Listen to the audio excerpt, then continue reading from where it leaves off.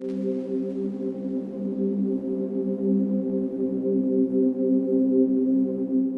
had to live life as it came, and each day you preciously protected it and you learn.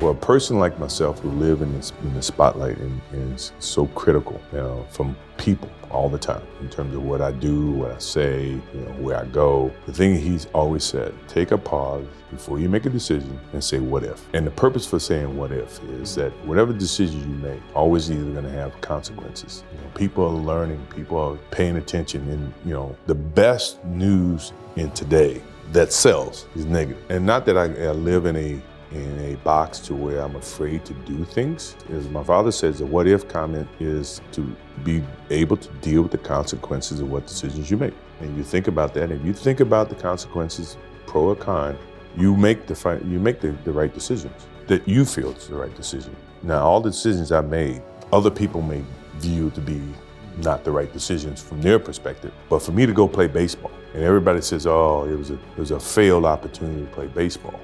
That's what they think. For me, it was the best thing that could have happened for me. I mean, I've envisioned myself playing as a kid, playing professional baseball, because I started baseball when I was 6 years old, and I had most of my success as a child in baseball. And I really didn't have my success in basketball until in my later years. I never chased that dream of becoming a professional basketball player or even a professional baseball player. I just played the sport because I loved it. Next thing you know, success was kind of bestowed upon me without me actually chasing it. It just happened. I didn't think I would ever be this successful. We won the championship. I remember when Disney people came to me and said, well, could you do this? I'm going to Disneyland. What would you do after you just won a championship? I'm going to Disneyland. And I said, I will not do it unless you include the starting five, because I didn't do this by myself. I felt compelled to do that because I don't want to overshadow anyone.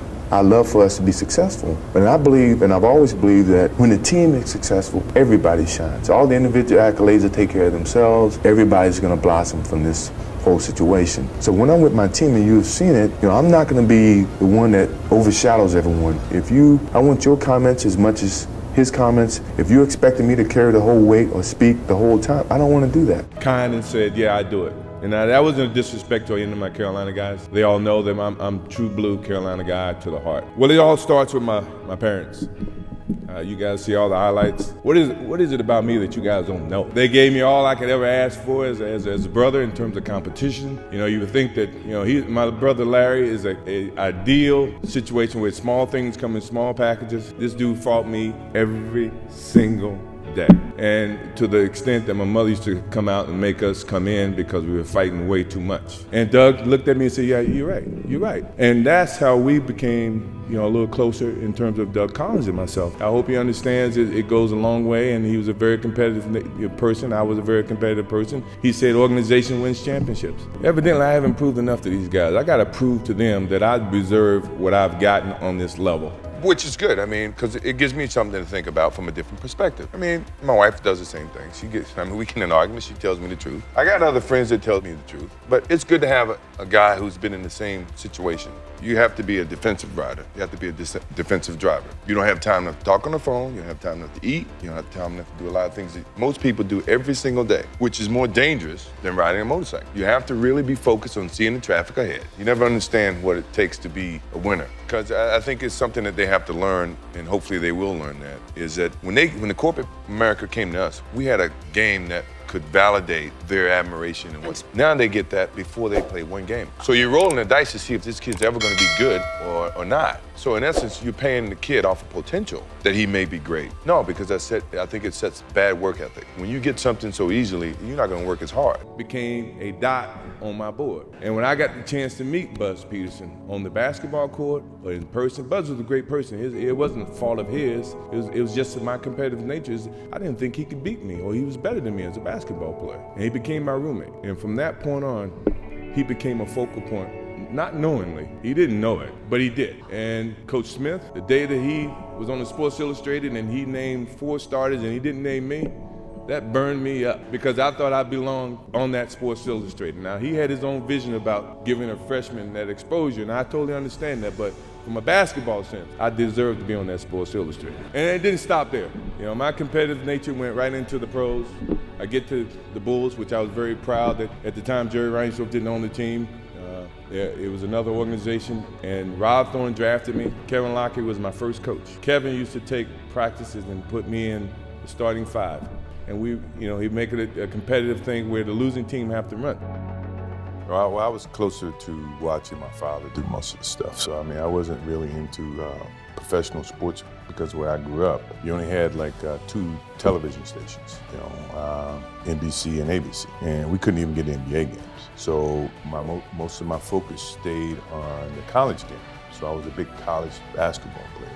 I watched college and then baseball. Obviously, my father was a big baseball fan. He loved Roberto Clemente. So he was a Pittsburgh Steelers fan, and I kind of grew up emulating or following his footsteps in terms of who he admired is who I watched. I grew up also a NASCAR fan, so I was a Richard Petty fan.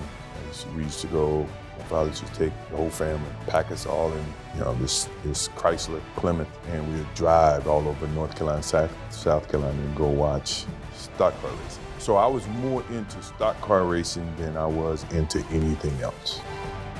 Well, it's not just myself. I think the NBA is very fortunate to have a talented young man who shows a certain passion about the game.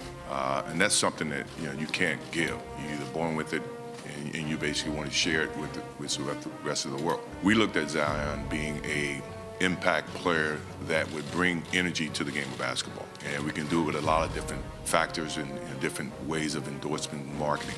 So it was a great opportunity for us. And I imagine the league has quite a number of those people.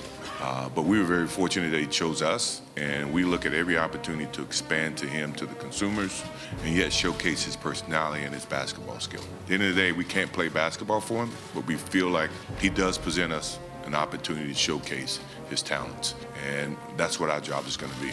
It's a great partnership, and I think what you saw the other night was a taste of what you're going to see coming forward. He still has a lot to do, but I think his passion for the game is coming through the way that he plays, and I think that's great for the league. That's not just great for Jordan. If I can really elaborate on why I said myself more so than another athlete, is that because a lot of times I had to battle with myself to keep challenging myself. That to me was why I would say that the biggest battle was myself, because when you get to a certain pinnacle, you got to find some ways to keep going out there for 82 games. Determination, what your motives are, what your ambitions were from the beginning. It's been a lot of soul searching in terms of it's easy to sit back and say, well, I've given my best. I'm tired.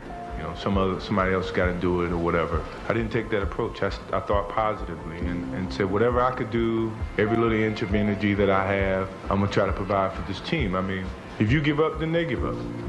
So I didn't want to give up. No matter how sick I was, or how tired I was, or how low on energy I was, I felt an obligation, to my team, to the city of Chicago, to go out and give that extra effort so that we could be here for the 5th championship. It was tough, it was tough in the sense that I was more competitive than I ever was because I wanted to win more than I ever did, because of some of the bumps in the road.